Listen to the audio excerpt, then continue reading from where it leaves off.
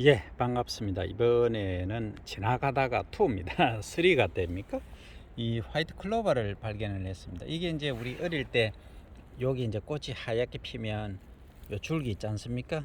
줄기를 딱 요렇게 클로버 꽃에다 딱 메어서 이제 반지를 만들어서 철수야, 뭐 영이야, 영자야 놀자 하면서 이렇게 반지를 끼워주고 했던 그게 이 화이트 클로버입니다.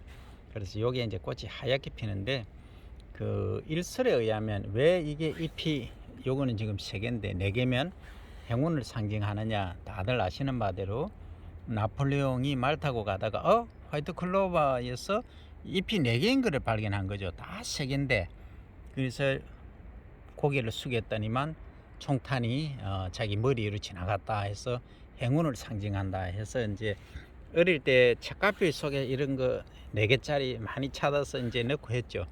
그거는 이제 유전적으로 보면 좀 그 변이종입니다.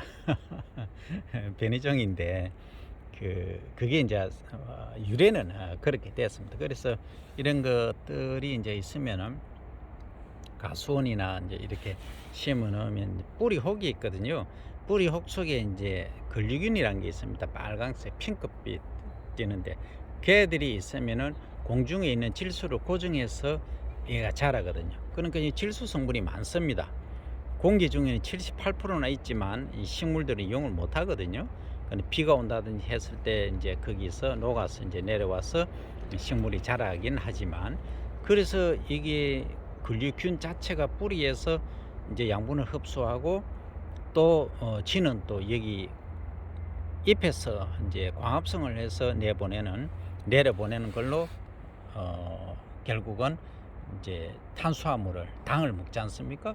그래서 주고받는 관계, 그러니까 질소를 주고 당을 먹으니까 이제 서로 상생하는 거죠. 그래서 공생 관계에 있다 이렇게 얘기를 합니다. 그죠? 그래서 클로바를 보시면 이제 하얀 꽃이 있지만 또 키가 크게 붉은 꽃이 있습니다.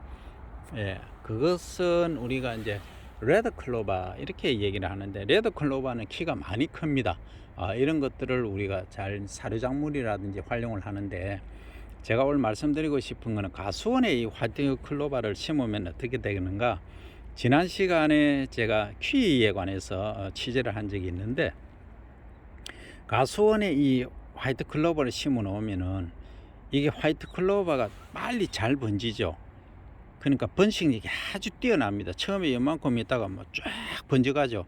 그러면 이 과수의 생장에 좀 장애가 됩니다. 그래서 미국이라든지 여러 논문에서 그 결과들이 있습니다. 그래서 화이트 클로바는 어떻게 하시냐면, 있으면은 그냥 한두 개 있으면은 그냥 문제가 안 됩니다. 안 되는데 많이 번식을 한다 하면은 좀 제거를 해줄 필요가 있고, 또 이런 경우가 있습니다. 과수를 내가 심었는데 이게 지금 과수입니다. 그죠? 그러면 여기 주변에 반경 1m, 그죠? 반경 1m, 직경으로 하면 2m 안에는 내가 이제 비료도 줘야 되고 여러 가지 작업을 해야 되지 않습니까?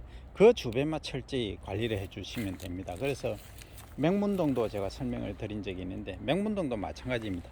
여기 굳이 가까이에 심어 놓으면은 이 뿌리하고 경합 현상이 일어납니다. 실제 이 과수의 뿌리는 어디까지 있느냐면 가지가 난 것까지 있습니다. 그러니까 가지가 2m까지, 반경 2m면 2m까지 뿌리가 번져 있다는 거죠.